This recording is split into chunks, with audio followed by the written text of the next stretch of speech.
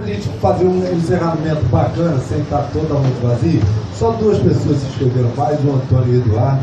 Aí eu estou propondo aqui que a gente encerre, pega as 2 pessoas, é porque para fazer 2 minutinhos, a gente volta para a mesa para a gente fazer esse encerramento.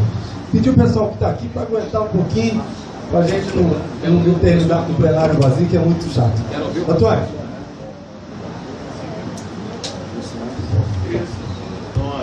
Não vou fazer discurso, não. É para ouvir a mesa. 1, 2, 3 e já. É sobre a questão... A gente fica estupefato, né? Talvez uma leitura pouco aprofundada da questão do êxodo mundial. A gente assiste, nesse momento, a um êxodo de pessoas e a gente está naturalizando, não, parece que é uma naturalização disso, né, da mortalidade no Mediterrâneo, né, dos negros, né, africanos, em direção, acolhido pela Itália, etc, etc. E a questão, pelo amor de Deus, a questão do êxodo rural, nessa mesa, dá um toque aí, que relação a gente pode tratar, e como é que isso se faz, é lógico que é outro tema, né? E a questão do Estado Nacional Sírio, essa relação êxodo rural, Estado Nacional Sírio, e a questão da zona do euro, como é que fica as Europas nisso, em relação? Eu sei que isso aí é complexo, tudo, mas só para tocar. Tá. Eduardo, e para finalizar mesmo, a Isabel. Rapidamente, pessoal, boa noite a todos e todas. 2 questões para mesa, base. Uma é sobre, acho que todos podem abordar, era sobre essa conjuntura, e muito se fala, de reconstruir o campo de esquerda democrática popular, buscar a unidade, mas como é que os companheiros veem essa perspectiva, né? Claro que pode ser médio, longo prazo, mas nesse momento estamos num quadro de muita fragmentação, né? Mesmo num quadro de frentes, que já é algo que se propõe algo mais amplo, frente pressupõe partidos, movimentos, etc. Mas só que nesse momento no Brasil temos 3 frentes, no mínimo, no campo de esquerda, né? Frente Brasil Popular, Frente Povo Sem Medo, Frente de Esquerda Socialista, e cada um reivindicando, ocupando seu espaço. Então, os companheiros veem a perspectiva de avançar essa unidade, de reconstruir um campo democrático popular de esquerda para retomarmos uma contraofensiva. E o segundo elemento que o companheiro da Contea colocou, eu acho que vale tanto para partidos e movimentos, a gente repensar práticas, concepção de organização, porque para disputar, como tem se falado, disputar é retomar a credibilidade e espaço disputamente na classe trabalhadora. Com essas mudanças que tem vendo, outras gerações que não se adaptam, pelo menos que eu vejo, às concepções tradicionais, somente no campo de esquerda e nas estruturas sindicais, falando de sindicato, que eu sou de sindicato, milito no CEP aqui. Então a gente repensar essa prática sindical, concepção de organização política de partido e de movimento, para poder dialogar com essas novas gerações que não vão se adaptar, não vão se integrar tranquilamente à nossa prática tradicional, além de muito burocratismo que existe. Então, como os companheiros veem essas questões? Isabel.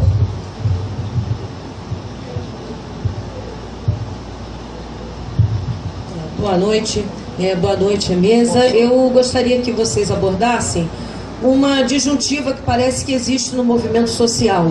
Hoje, por um lado, nós temos a questão, pelo menos alguns movimentos, a centralidade no tema do que diz respeito ao golpismo, a denúncia do golpe e a politização dos movimentos sociais, tendo isso como tema central, mas também há uma movimentação que inclusive impede uma maior unidade no campo das esquerdas e dos movimentos sociais, que em primeiro lugar não enxerga uma ruptura entre uma diferença qualitativa entre os 13 anos de governo Lula e Dilma e o governo Temer, e que também, por outro lado, propõe uma unidade no campo da defesa pura e simplesmente dos direitos.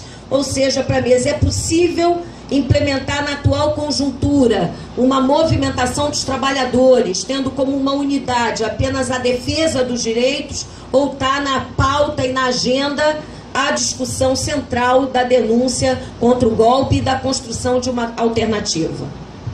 Obrigado. Então, vou seguir a ordem que foi feita, começando pela Fátima, e assim sucessivamente. E aí, Fábio, já pode ir respondendo, já fazendo sua saudação final. É impossível a gente responder no curto prazo de tempo essas 4 intervenções, né? Porque cada uma delas daria um seminário no mínimo de uns 2 dias, cada tema aqui colocado. Né? Daria 2 dias. Daria uns 2 dias sobre cada tema aqui das exposições colocadas. Creio que a gente tem que também fazer uma leitura um pouco maior do que é imigração e do que é o êxodo de refugiados, mas não vai ser dessa vez, né? Não vai ser dessa vez. E também não pensar só na Europa. Aqui mesmo no continente nós temos um grande conflito migratório. Está saindo um documentário para a Telesur. Eu estava com a pessoa que está gravando, esse pessoal que chega, tentando ir para a Europa, para ir para os Estados Unidos, passando para a Colômbia, é uma tragédia e tudo. Tem uma tragédia migratória nossa aqui, que aquilo que nós pensávamos que tinha só em relação ao México para ir para os Estados Unidos, está acontecendo e está usando parte do Brasil para ir. Quando sair esse documentário, eu vou mandar para a página de vocês e vocês coloquem, né? Eu creio que temos todos nós aqui uma certa unanimidade. A necessidade da recomposição dessas forças no campo democrático popular.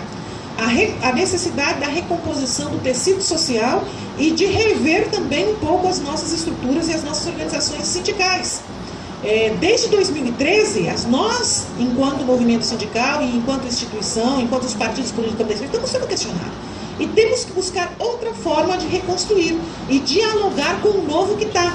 Nós fomos o novo nos anos 70, nos anos 80. O que está surgindo hoje é o novo que vem nos substituir, e nós que somos dessa época temos até uma certa dificuldade de entender. Então, por isso que várias frentes e várias dificuldades até de ter uma certa unidade para este enfrentamento, né? Sobre esse enfrentamento, sobre questão de nacionalismo e tudo, para mim que fui aluna de uma escola da ditadura, é evidente que o hino nacional e a bandeira brasileira tem um certo significado e o 7 de setembro, né? Então eu creio que também tem um certo ranço e que essa reconstrução do nacionalismo vem por um outro viés, né? Que não é só nós aqui no Brasil, né? Mas outro ponto também para a gente vir aqui estudar.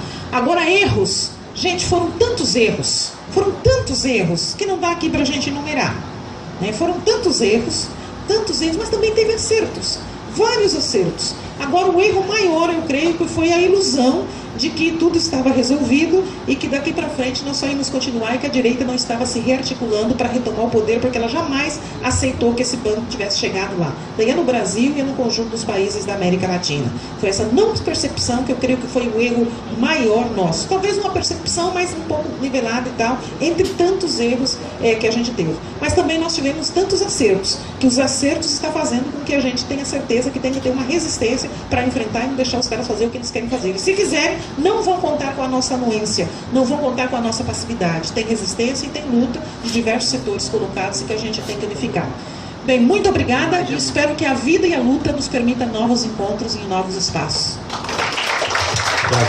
Bom, primeiro eu quero avisar o professor Afonso Celso Teixeira que ele vai ficar com 10 exemplares de um livro meu chamado A Metamorfose, que é sobre o PT. Então ele amanhã ele vai vender, custa R$20, depois ele me paga. Esses 10 e já tem umas 10 lá em cima. Ótimo, então tem 20 para vender aqui.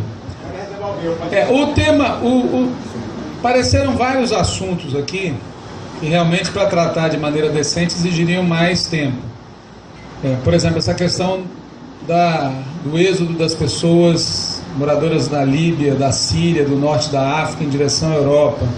Essa questão da guerra na Síria, ou o tema mesmo do euro, da saída É impossível tratar isso aqui, né? Sobre o tema das novas gerações, eu acho que o principal atrativo da esquerda para as novas gerações não é o jeito com que a gente faz reunião, é aquilo que a gente defende. Eu, quando comecei a militar, e acho que grande parte aqui quando começou a militar e era jovem, queria militar porque queria mudar o mundo, não porque queria eleger alguém.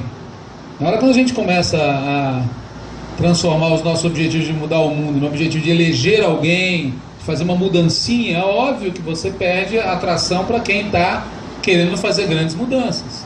Nós temos que recuperar a radicalidade do discurso.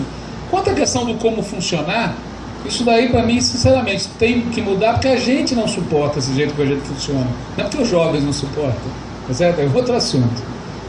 Em relação às várias frentes, é inevitável, existem várias esquerdas no Brasil.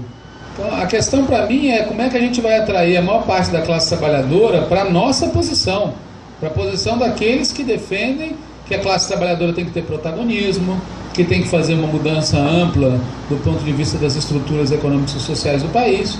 Quem tiver maioria na classe vai hegemonizar os outros. Não vai ser pelo discurso, pelo convencimento, por mostrar que a gente precisa estar junto. A gente tem que falar isso, mas vamos falar francamente, tem alguns setores da esquerda que consideram outros setores da esquerda como inimigos, como traidores, como pró-imperialistas. Eu passei 2 anos tentando convencer um companheiro de um determinado partido de esquerda que ia ter golpe. Ele achava que era mentira. E hoje que teve, ele continua achando que, bom, mas não faz tanta diferença assim. Então, bom, não tem... em relação... Então, assim, para mim existe uma óbvia diferença entre os governos Lula e Dilma e o governo Temer, que tem a ver com aquilo que eu falei na minha exposição inicial. Não é porque um é socialista e outro não é porque um é neoliberal, não. O problema essencial é o seguinte: os governos Lula e Dilma buscaram implementar o que estava previsto na Constituição de 88, que é associar crescimento econômico com distribuição de renda, ampliação da democracia, soberania. E o Temer está desfazendo isso, num sentido de voltar para os anos 20, né? Que é acabar 88, acabar com a Petrobras, acabar com a CLT, bom, vamos voltar para a fazenda agroexportadora. Quem não percebe isso, não tem um dilema, porque sabe que a vida do povo está piorando. Então alguém que é de esquerda, que não consegue perceber a diferença política entre esses dois campos, é obrigado a radicalizar na defesa dos direitos em abstrato, dissociando da política, criando um fenômeno divertidíssimo, que é uma ultra-esquerda despolitizada. A ultra-esquerda devia ser a mais radical na política, né? Mas não, vira uma ultra-esquerda despolitizada, que não consegue ter política, não consegue ter propostas para enfrentar. A questão da narrativa jornalística, o problema para mim, eu vivi isso por dentro, como eu expliquei aqui no início da Comissão Executiva Nacional do PT, entre 97 e 2013, havia uma espécie de interdito proibitório, né? Nós tivemos reuniões, por exemplo, com o ministro Paulo Bernardo, em que ele queria nos convencer que era um erro enfrentar o monopólio, que o certo era a gente colocar, e eu não estou brincando, não estou colocando palavras na boca dele, colocar um computador em cada escola e fazer o bypass, pegar os caras no susto, porque assim a gente ia para os novos meios de comunicação e essa mídia impressa não tem a menor importância. Assim como também, para falar de alguém mais importante, o próprio Lula, uma vez num encontro do Foro de São Paulo, pega um jornal nosso e diz: isso aqui não serve para mais nada.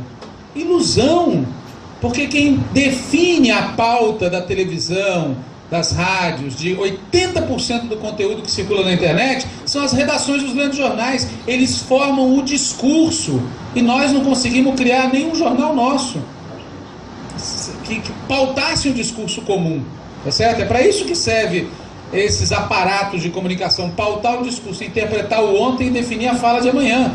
Então esse era o problema de fundo, e é óbvio que agora caiu a ficha. Mas, bom, agora nós não temos meios para fazer tudo que a gente podia ter feito antes, né? Em relação ao tema do patriotismo, nacionalismo, eu tenho uma visão um pouco diferente da tua. Eu acho que o problema é de outra natureza. Eu acho que tem um setor da esquerda brasileira que, óbvio, não concorda com patriotismo e nacionalismo. Tem outro setor da esquerda brasileira que pegou isso pela forma e não pelo conteúdo. Porque o nosso patriotismo é diferente do patriotismo da classe dominante. O patriotismo nosso tem que estar vinculado ao controle das riquezas do país por parte da classe trabalhadora. E se esse discurso não tiver, portanto, ser um discurso de nação e classe, pátria e classe, a gente acaba reforçando o patrioterismo ou fica uma coisa entregue à pátria para eles. A gente não encontrou o ponto. E é isso que está vinculado ao debate, na minha opinião, do negócio do escola sem partido, ideologia de gênero, estigmatização da esquerda. Assim, a pergunta, eu acho a tua fala super legal, mas a questão para mim é o seguinte: é o último ponto que você falou, que é por que é que, sendo tão irracional isso que eles defendem, uma parte da classe trabalhadora, uma parte da juventude trabalhadora, uma parte das mulheres, dos negros, acreditam nessa porcaria? Tem algum problema que a gente tem que enfrentar, tem que tentar descobrir o que é. Para pegar lá atrás, a Margaret Thatcher, quando ela começou com o negócio no discurso neoliberal, ela tinha um tema central para ela, que era o seguinte: As políticas de ajuda às mulheres grávidas solteiras na Inglaterra tinham que acabar porque estimulavam a irresponsabilidade. Ela falava isso em 79, 80. Com quem que ela estava dialogando? Com um pedaço conservador da classe trabalhadora.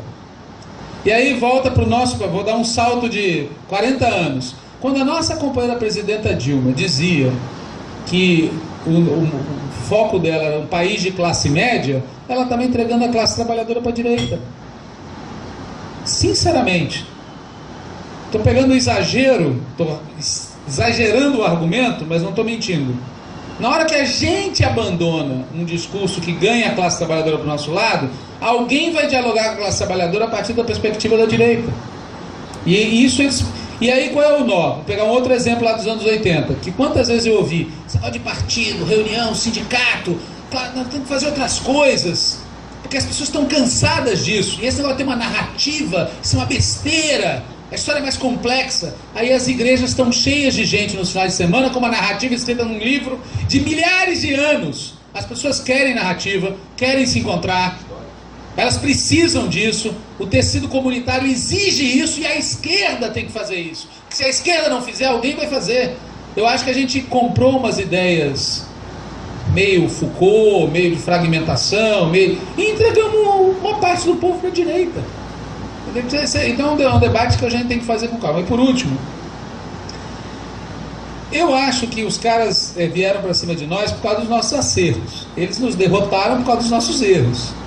Eu acho que a gente tem que tomar cuidado em 2018, que a instabilidade é tão grande, que eu não dou de barato, quero falar muito franco aqui, eu não dou de barato que 2018 vai ter, como eu também não dou de barato que eles vão ganhar. Eu acho que não deve dar de barato nenhuma das duas coisas. O que a gente tem que ter claro é que, indo para 2018, nós não podemos ir para 2018 dizendo que no dia 1º de janeiro de 2019 nós vamos fazer de novo o que a gente fez em 1º de janeiro de 2013. Nós temos que ir com um discurso muito mais radical, porque se a gente ganhar, vai ser muito diferente de 2003. Eu acho que a gente tem que construir essa ideia. Agora, eu não quero criar a ideia de que os caras chegaram para ficar 20 anos. Pode ser, sempre pode ser. Mas também pode ser diferente, porque eles não têm controle da situação, como nós também não temos. Teria outras coisas para falar, mas acabou o tempo. Muito obrigado pelo convite.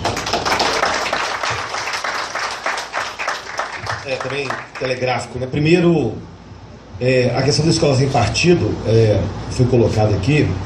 A nossa confederação entrou com uma DIN em maio desse ano, e essa DIN teve uma posição do Procurador-Geral da República dizendo que ela é inconstitucional. Isso foi uma importante vitória, porque também criou um fato político importante, e na sequência nós temos várias entidades nacionais tomando posicionamento também em relação à inconstitucionalidade dessa lei. Então, assim, até recentemente a Fundação Ford, a Fundação Bradesco, essas fundações que atuam na área privada, o seminário realizado no Rio de Janeiro, na Associação Brasileira de a Associação Brasileira a PLN, né? Também tomou posição. Então, nós vamos construir um campo. Recentemente a Associação Nacional do Ministério Público também tomou. Então, vai criando uma situação em que esta lei, essa proposta de escola sem partido vai perdendo força em setores organizados da sociedade. É lógico que isso aqui não está definido, a nossa vitória. Nós até vamos ter uma segunda rodada com o Barroso, com o ministro Supremo, que está na mão dele. A ideia, inclusive, nós negociamos com os senadores, deputados, articulando, ele vai fazer uma reunião para que ele possa colocar em votação, e a visão é que no Supremo também deverá ser confirmada a posição do Procurador-Geral da República. É lógico que isso não resolve o nosso problema, porque a reforma do ensino médio, existe várias questões também que não estão explícitas de forma tão clara. A questão da proposta da escola sem partido, mas lá também está presente várias das questões que envolvem a proposta de escola sem partido, inclusive o próprio conteúdo, porque 12 português, matemática e inglês, e as outras matérias são sucumbidas e retiradas. Então, acho que é uma luta política que nós podemos ser vitoriosos. Nós precisamos ampliar essa luta para outros setores, para a gente poder também ter condição de vitória. Segunda questão, sobre a forma e conteúdo do movimento que você disse. Acho uma coisa é o conteúdo, o debate político, a discussão em torno de programas, de ideias, de conceitos, de concepções, que nós não podemos abandonar. Agora, a forma, nós temos formas variadas, antigas, atuais e futuras. Agora, a mediação das formas, nós podemos encontrar outras formas. Agora, nós não podemos abandonar o conceito, a discussão ideológica, os princípios, para que a gente não tenha, achar que a forma resolve o debate mais de princípios e as questões mais de fundo colocadas na sociedade. Então, eu acho que nós não podemos imaginar que só a forma resolve o problema, porque nós estaríamos aí fadados ao fracasso, na minha avaliação. Em relação à agenda dos direitos sociais, essa agenda pós-moderna é o que está colocado aí também nesse debate político nosso. Achar que nós vamos avançar numa agenda pós-moderna fragmentada é derrota também na certa, na minha avaliação. Por quê? Porque o sistema capitalista em crise que nós avaliamos e apoderado pelo sistema financeiro, que não permite sequer o Estado a praticar políticas públicas conquistadas no pós-guerra, está tudo sendo entregue, ainda mais na situação atual. Então esse discurso também fala que as lutas da mulher, do negro, da juventude, da cultura, é uma luta contemporânea, é também negar aquilo que foi construído ao longo da história também, pelos movimentos classistas desde sempre. Então, eu penso que essa agenda fragmentada tende a ser derrotada se não colocar o conteúdo de classe e o conteúdo de enfrentamento em relação ao sistema capitalista e numa fase rentista. Então, essas questões parecem importantes. E por último, a questão da comunicação, né, pessoal? Eu acho que se teve erros profundos nesse processo de disputa política nossa, nessa área da comunicação, setor da comunicação, talvez é que nós mais perdemos. Eu lembro que antes do golpe, faltando aí alguns dias para o golpe, aquela questão a Dilma falava sobre a questão da democratização da televisão, né? Não é só mudar de canal, não resolve problemas. Mostrou que não basta mudar de canal, é muito mais profundo que isso. Infelizmente nós enfrentamos esse debate e hoje nós estamos pagando caro pela ausência de uma visão mais estratégica daquilo que é a comunicação. A EBC foi destruída já, reduzida a pó em menos de 2 meses aí depois do golpe. Então, acho que nós perdemos, é parte da nossa avaliação crítica do processo histórico de poder pensar para frente. Queria agradecer o convite, mais uma vez, aos companheiros aqui do Rio, e dizer que a nossa conta estará nas ruas e praças desse país, porque a única alternativa para nós é a luta de rua, a luta classista, para a gente enfrentar o golpe e criar perspectivas para diminuir qualquer espaço de retrocesso na sociedade brasileira. Muito obrigado e vamos à luta. Obrigado. Eu queria passar por Luiz e dizer que a gente acabou de atingir 400 pessoas assistindo a gente via Facebook. Bom, eu vou tentar ser bem rápido, sim. Em relação à imigração e o êxodo que vem acontecendo, acho que já foi dito aqui, nós temos aqui no nosso continente uma situação gravíssima, do mesmo jeito que os nossos estão imigrando. É muito comum hoje você ouvir entre famílias, hoje, dada a desesperança que se criou, e até setores que bateram panela e hoje se sentem traídos, de começar a buscar parentesco não sei aonde para ver se consegue ir embora. Eu tenho visto isso entre alunos e tal, uma coisa de classe média, uma coisa impressionante. Mas fora isso, a gente também tem que lembrar que nós temos um êxodo para cá. O que se encontra hoje de operários que vieram do Haiti, que vieram do Senegal e tal, e nós temos que ter política para isso, né? Enfim, mas isso é uma outra discussão, não vai dar tempo de a gente tentar aprofundar. Em relação a erros e acertos, eu não vou nem me aprofundar aqui nisso, porque eu acho que nós tivemos muitos erros. Muitos erros. Um dos principais deles foi justamente a questão da comunicação. Porque eu acho que algumas reformas nós precisávamos ter feito. Nós não fizemos reforma tributária, nós não fizemos uma reforma previdenciária de interesse dos trabalhadores. E eu me lembro quando o Lula atravessou no seu segundo ou terceiro dia de mandato para acompanhar de 30 ou 40 parlamentares para o Congresso Nacional para tentar apresentar uma proposta de reforma da Previdência. Não era a nossa reforma que ali estava colocado, fazia parte de todo aquele acordão que havia sido fechado. Nós conseguimos minimamente avançar no que respeita ao marco regulatório da internet, que é o que nos salva hoje. E mesmo assim já está se tentando mexer, porque tem gente que não aguenta nem vomitaço. A questão da comunicação, não só nós não fizemos uma reforma, quando nós abandonamos, inclusive, os nossos principais mecanismos de comunicação de massa. A imprensa sindical nossa acabou.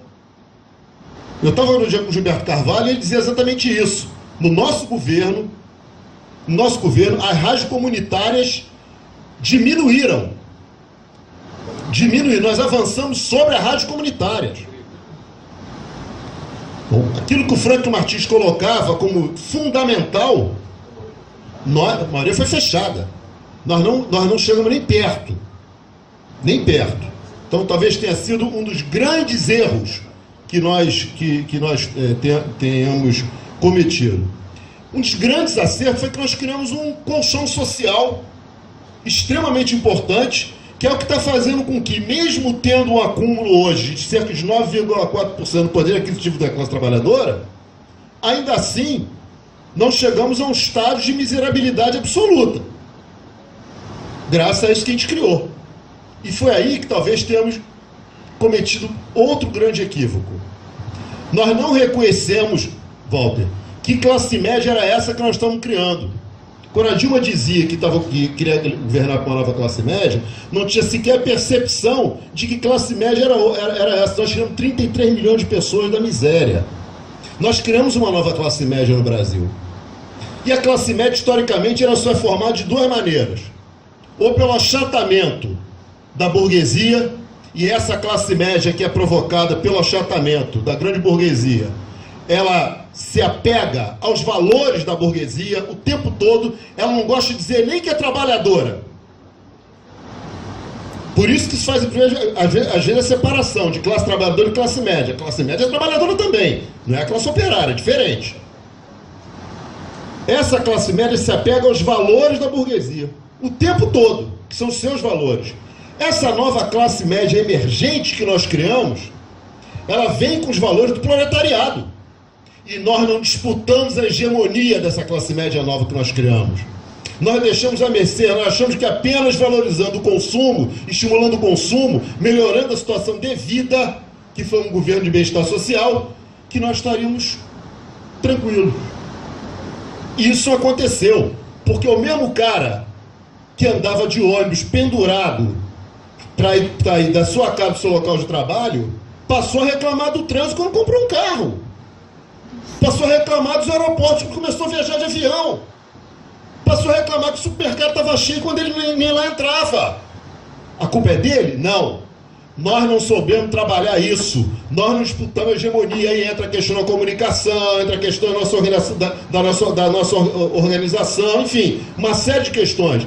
Mas é isso, nós estamos pagando o preço desses erros. Nós não soubemos entender que classe foi essa nova que nós geramos. Isso é uma coisa que tem que ficar bastante clara. Para finalizar, juntamente com a reforma do ensino médio, temos que estar atento que isso está casado com também as novas BNCCs, só para alertar. Porque as bases nacionais curriculares, quando fala em base comum curricular, eu estava trabalhando num dos grupos de trabalho em relação a isso lá pela CAPES, aliás, só para limpar o campo, aqui fala CAPES-MEC, não tem nada a ver com Mendonça, viu? Eu estou lá porque eu sou do Conselho Técnico Científico da CAPES, que eu fui indicado inclusive pelas centrais sindicais, só para deixar isso bem...